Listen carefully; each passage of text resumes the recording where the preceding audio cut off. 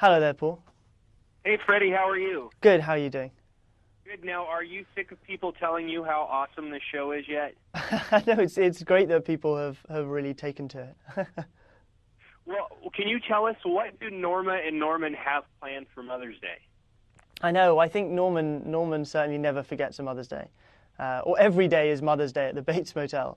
So I guess it's just like every day, you know, they have their special way of bonding. That's funny. Now, we only have 2 episodes left before this season is over. Can you give us a hint or a preview of what we may see in these 2 episodes? Yeah, well, it's always tricky doing it, isn't it? Because you don't want to give too much away. But the Abernathy storyline will reach a conclusion of some sort, and Norman will also find himself more attracted to somebody, and it remains to be seen how that ends up. Well, yeah, I was going to ask you about this, and I know you're not going to give me an answer, but watching the kind of tension between Emma and Bradley, we have to suspect that one of them is not going to make it too much longer. Well, I guess that's what you would be thinking. Who knows? Who knows? I mean, you don't want me to say either yes or no, do you? It's a sort of impossible question to answer. It's like, oh, it's a very interesting thought that you've just had. Well, I'll say this, is I love the show, and I think the narrative and the scripts have been done so well, and that you and Vera especially have created such rich and interesting characters that draw us in every week, that I think the show has earned the right to kind of play more with Norman's mythology. And this is, again, something else you probably are not going to tell me, but I would have to think a shower is rightfully in the future. Someone? It could be. I mean, I guess the shower is the kind of iconic scene of Psycho, and so to do that too early or to rush that out is perhaps a bit much. I mean, I guess the aim has always been to make reference to Psycho without kind of drawing you out of the world that Bates Motel creates. But we've just seen, Norman kind of starting with taxidermy, and so that's a little kind of look back and reference to the original. Well, in bringing up the taxidermy, we talked to you when the show was first starting and we hadn't seen the episodes yet. And of course, the idea of looking at the character and looking at the people who played him in the past came up, but we never talked to you about Ed Gein and kind of his impact on the show, and if you ever looked at his history and kind of some of the video footage of him in creating the character. I've never seen any of the kind of video footage of him. I wasn't aware that kind of existed, but certainly reading his story was another source of inspiration. Max as well, who plays Dylan, was particularly intrigued by it because Ed Gein himself had a brother, and so that was that ties in well with Bates Motel.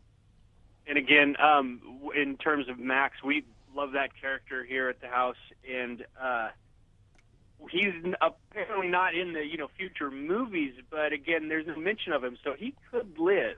We shouldn't be on the edge of our seat that he's going to. No, well, you never know. I guess the only thing that I'm somewhat safe in the knowledge is that I'm not going to be gone.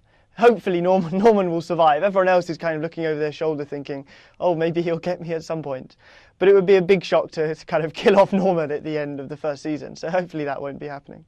If you say first season, are you guys coming back for a second season? Is that official? Yes, no, we are. We're going back for a second one in July. So we'll start up filming then.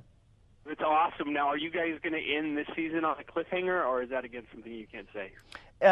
It's a great ending. No, I think it's conclusive and at the same time sets stuff up for more. But I think people will be satisfied with it. It isn't a cliffhanger just for the sake of being a cliffhanger. But it just, as all the kind of great things in Bates Motel, it's just kind of open for interpretation and for people, the audience to decide where to draw the line. Well, and I'm a huge fan of Psycho 3, and I got kind of excited when I saw that ice cooler at the hotel, and I'm wondering, is somebody going to wind up in that ice cooler at some point? You could be right. Yeah, they should be listening to this conversation and jotting down all your ideas. No, but do you know what I'm talking about? I was wondering that if there's more of those kind of subtle, like, Easter eggs for fans of the entire series kind of sprinkled throughout that maybe even, hardcore fans are missing that you know of. Yeah, I think there are a few. I mean, perhaps it's built into the storyline in terms of that suspense and psychological tension that Hitchcock was great at. But there is those. I mean, we've already seen a kind of couple of those shower scenes with an iconic throwback to Hitchcock and the taxidermy, and yeah, I just like the way that the show does it in a not obvious way. It's not like we're winking and saying, "Oh, here we go. Here's a fun little reference." It's more in there subtly for people who want to pick it up or who look for it well enough. And I think one of the greatest things that you did in the very last episode on Monday was you bring out that smile, and you nailed it perfectly. And it was like all of a sudden you own this character, and there was never a Norman Bates again. And I'm wondering, did you build this character script to script, or did you always have an idea at the beginning of the series where this guy was going and what you were doing with it, or has it been kind of a development from episode to episode for you?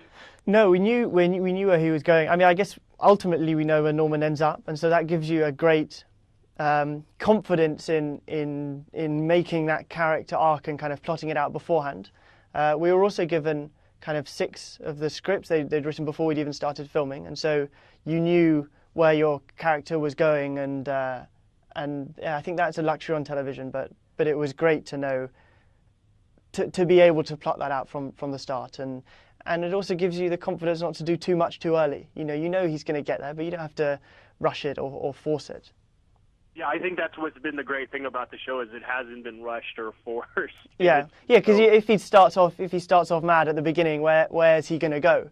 And so we see that transformation, and hopefully also people are slightly on Norman's side with this weird sense of hope that he might make it out okay, even though we know he can't. And, I'm almost out of time, but I want to ask one last question, and this may be just my loose viewing habits. I haven't gone back and watched the episodes again, but I wasn't aware what happened to the girl in the basement. What became of her? We saw her run away, but I wasn't ever sure what happened to her. No, I was speaking to Carlton, the producer, about this yesterday, actually, and people are like, "What's happened to the girl?"